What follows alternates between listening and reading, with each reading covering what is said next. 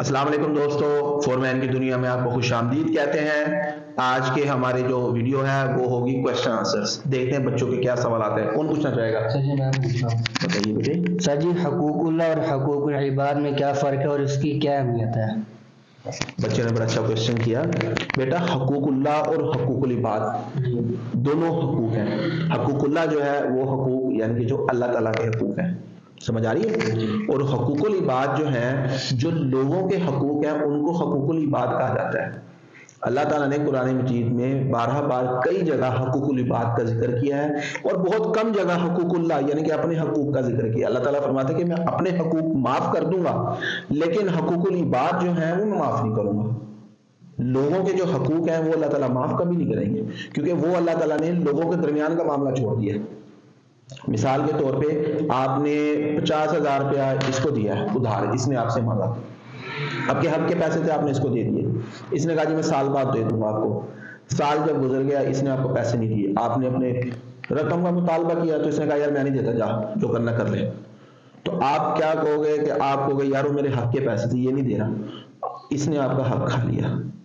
تو قیامت والے دن بیٹے جب تک یہ آپ کے پیسے نہیں دے دے گا آپ کا آگے حساب نہیں ہوگا، آپ کھڑے رہیں گے۔ اور اس وقت تو ہمارے پاس کوئی پیسے ہی نہیں ہوں گے، ایون ہمارے جسم کے اوپر کفن تک نہیں ہوگا۔ تو اس وقت کیا ہوگا کہ اس کو اپنی نیکیاں دینی پڑیں گی اس کے عوض۔ یہ چیز آج کل کے لوگ نہیں سمجھتے۔ حقوق العباد پہ اتنا زور اللہ تعالیٰ نے دیا ہے، اتنا ہی زور ہمارے نبی اکرم حضرت محمد مصطفیٰ صلی اللہ علیہ وسلم جن کے ہم امتی ہیں، جو ہماری شان ہے ہمارے نبی، انہوں نے بھی بہت زور دیا کہ حقوق العباد کا خاص خیال رکھیں، کسی کا ناجائز حق نہ کھائیں، کیونکہ قیامت والے دن آپ کے پاس پیسے نہیں ہوں گے، ہیرے زیورات کچھ نہیں ہوگا، جسم پہ تن پہ ہمارے کفن تک نہیں ہوگا، تو ہمیں اس وقت اپنی نیکیاں دینی پڑیں گی۔ اس وقت ہمیں ایک ایک نیکی کی ضرورت ہوگی کہ ہم آگے جا سکیں۔ اس لیے کبھی کسی کے حق نہ کھائیں، اور حقوق العباد میں صرف یہ حق نہیں کسی کے پیسے نہ کھائیں، تو سارے حقوق ہیں اس کے اندر۔ ہمسایوں کے حقوق ہیں، بچوں کے حقوق ہیں، والدین کے حقوق ہیں، سارے حقوق اس کے اندر شامل ہیں۔ آپ کوشش کیجئے جتنا زیادہ سے زیادہ بچ سکتے ہیں اتنا بچیں، حقوق کسی کا نہ کھائیں۔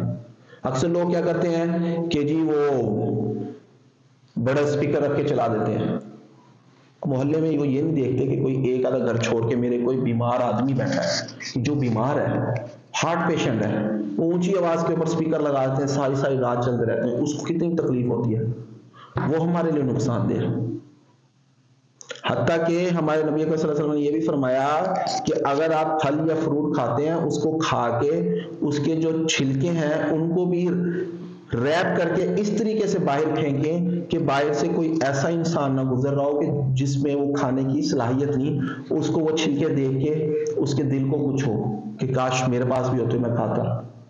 اتنا ہمارے نبی اکرم صلی اللہ علیہ وسلم نے ہمیں فرمایا ہے کہ حقوق العباد اتنی اہمیت کے حامل ہے۔ آج جو ہمارے نقصانات اور جو ہم پریشانیوں کے اندر ہم پڑے ہوئے ہیں، اس کی جو بڑی وجوہات ہیں ان میں سے ایک وجہ یہ بھی ہے کہ حقوق العباد جو ہیں وہ ہم پورے نہیں کرتے۔ جیسے کہ سیاستدان ہے، سیاستدان سب سے بڑے وہ لوگ ہیں کہ جو حقوق العباد کی پر ڈاکہ ڈالتے ہیں۔ ہر 5 سال بعد آ جاتے ہیں، لاؤ جی ووٹ دے دو جی، لاؤ جی ووٹ دے دو جی، لاؤ جی ووٹ دے دو جی، کرتے ہیں، اور جب ووٹ مل جاتا ہے پھر ٹانگ مار دیتے ہیں۔ ہم اتنے معصوم عوام ہیں کہ ہمیں یہ نہیں پتہ لگتا کہ جب وہ 5 سال کے بعد ووٹ لے لیتے ہیں، بڑی بڑی گاڑیاں ان کے آگے پیچھے ہوتی ہیں، گارڈ ان کے ہوتے ہیں، ہمیں ہی پھر ان کے پاس جانے کے لیے وقت لینا پڑتا ہے۔ جو ہر 5 سال کے بعد ہمارے پاس ووٹ مانگنے آتے ہیں، ووٹ لینے کے بعد ہمیں پھر ان کے پاس یوں جانا پڑتا ہے وقت لینے کے لیے۔ یہ بڑی چیزیں ہیں، یہ ہمیں سب کو دیکھنا چاہیے کہ اس میں کیسے بچیں۔ پاکستان کے جو اس وقت مشکل حالات ہیں ہمارے، ایون کہ مسلم امہ کے جہاں بھی ہیں، اس کی جو سب سے بڑی وجہ یہی ہے کہ وہ یہ ہے کہ ہم حقوق العباد کے اوپر عمل نہیں کرتے۔ اگر حقوق العباد پہ عمل کر رہے ہوں تو ہماری مسلم امہ اتنی مضبوط ہے نا، اگر یہ ایک جگہ کھڑی ہو جائے تو اس کو کوئی نہیں ہرا سکتا۔ یاد ہے نا کہ جنگ بدر کیسے جیتی تھی ہم نے؟ کتنے صحابی تھے ہمارے حضور صلی اللہ علیہ وسلم کے ساتھ؟ 313 थे लगभग, ठीक है।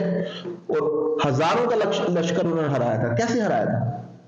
उनमें ईमान की ताकत थी। ईमान की ताकत ही। वो अपने लीडर के पीछे, हमारे नबी सल्लल्लाहु अलैहि वसल्लम के पीछे जाने कुर्बान करने का सलाहियत रखते थे। उन्होंने दे देंगे हम जान हमारे नबी सल्लल्लाहु अलैहि वसल्लम के साथ। तो उसका क्या नतीजा हुआ कि हमारा रब भी राजी हुआ। उस जंग के अंदर लातादाद फरिश्ते अल्लाह ताला ने ऊपर से भेजे थे और हम जंग जीत गए। इसी तरह इस्लाम हमारा प्यार, मोहब्बत और हकूकुल इबाद को पूरा करने से हुआ। तो छोटा सा एक बड़ा मशहूर वाक़या है कि डेली हमारे हज़रत सल्लल्लाहु अलैहि वसल्लम गुजरते थे रास्ते से, तो एक खातून थी अपने घर की छत के ऊपर खड़ी होती थी, वो उनके ऊपर कूड़ा फेंक देती थी, कूड़ा करकट फेंक देती थी। हमारे हज़रत सल्लल्लाहु अलैहि वसल्लम कुछ भी नहीं कहते थे, मुस्कुरा के चले जाते थे। एक दिन क्या हो गया, 2 दिन हो गए कि खातून ने कूड़ा करकट नहीं फेंका। हमारे हज़रत सल्लल्लाहु अलैहि वसल्लम बड़े परेशान हुए कि भाई ये क्या बात है कि यार किसी ने कूड़ा करकट नहीं इसने मुझे पे फेंका। तो उनके घर इयादत करने पूछने चले गए। जब अंदर गए तो पता लगा जी कि वो तो खातून बहुत बीमार है। तो हमारे हज़रत सल्लल्लाहु अलैहि वसल्लम ने उनकी इयादत की, उनसे पूछा। उसका क्या फायदा हुआ? उसका फायदा ये हुआ कि उस खातून ने हमारे नबी सल्लल्लाहु अलैहि वसल्लम के ऊपर ईमान ले आई, मुसलमान हो गई। ये हकूकुल इबाद है कि उनके ऊपर वो कूड़ा बरसा रही है लेकिन वो फिर भी उनकी इयादत करने चले गए। उससे क्या हुआ? उसके ऊपर रब भी मेहरबान हो गया और वो उसने इस्लाम कबूल कर लिया। ये अहमियत है हकूकुल इबाद की। आज फलस्तीन है, आज कोई भी मुल्क है, इवन हम अपने मुल्क की ही बात करते हैं, पाकिस्तान की, हमारे 4 सूबे वो एक ही जगह नहीं बैठ पाते। क्यों? इसी तंग दस्ती की वजह से। अच्छा चलो ये बताओ, मार्केट जाते हो, कभी कोई ऐसी दुकान देखी है जिसके ऊपर लिखा हो बरेलवी करियाना स्टोर, या लिखा हो सुन्नी किताब घर, या कोई भी फिरके का नाम लिखा हो? कभी लिखा हुआ देखा है? नहीं। क्यों नहीं लिखा होता? वो इसलिए नहीं लिखा होता, क्यों? उसको पता है कि अगर मैंने ये लिख दिया तो फिर कोई और फिरके का बंदा तो मेरे दुकान के अंदर माल खरीदने नहीं आएगा। तो फिर हम फिरका वारियत में क्यों बढ़ते हैं? ये हकूकुल इबाद का झगड़ा है। हकूकुल इबाद सबसे अहम चीज है जिसको हम इस्तेमाल नहीं करते। वो करें, मसला हल हो जाएगा। जब कारोबार में कोई हम फिरका नहीं डालते तो आपस में हम क्यों फिरका बंदी करते हैं कि वो सिंधी है, वो कोई बलोची है, कोई पठान है, कोई है, कोई है। जब अल्लाह ताला ने एक ही बंदा बनाया है और एक जैसी ही औरत बनाई है, तो फर्क कैसा?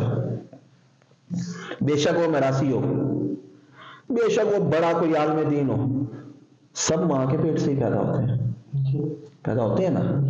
तो जब अल्लाह ताला ने कोई फर्क नहीं रखा तो आप हम क्यों फर्क रखते हैं? इसलिए सबको एक बराबर नजर देखें। जिस दिन हमने ये चीज सोची और अपने भाइयों को, बहनों को एक बराबर नजर देखा ना, उस दिन हम कामयाब हो जाएंगे। ये हुकूमत करने वाले जो हमारे ऊपर बैठे हैं ना, वो चंद एक लोग हैं, वो हमारे में से ही ऊपर गए हैं। अगर हम अच्छे होंगे, हमारे में से ही अच्छे लोग ऊपर जाएंगे, हुकूमत करेंगे, हम लोग ही तरक्की करेंगे ना। इसलिए ये खास ख्याल रखें हकूकुल इबाद का। क्यों? हकूकुल इबाद जो है वो बहुत अहमियत के हामिल है। हकूक लोगों के पूरे कीजिए, खुश रहें और आबाद रहें। आज की वीडियो उम्मीद करते हैं हमारी आपको अच्छी लगी होगी। हमारी वीडियो को पूरे सुनिएगा ताकि आपको हम क्या बात कर रहे हैं वो आपको समझ आएगी। अगर दरमियान से काट के या टोटा देखेंगे तो आपको समझ नहीं आएगी। इसलिए हमारी वीडियो को एंड तक मुकम्मल देखें।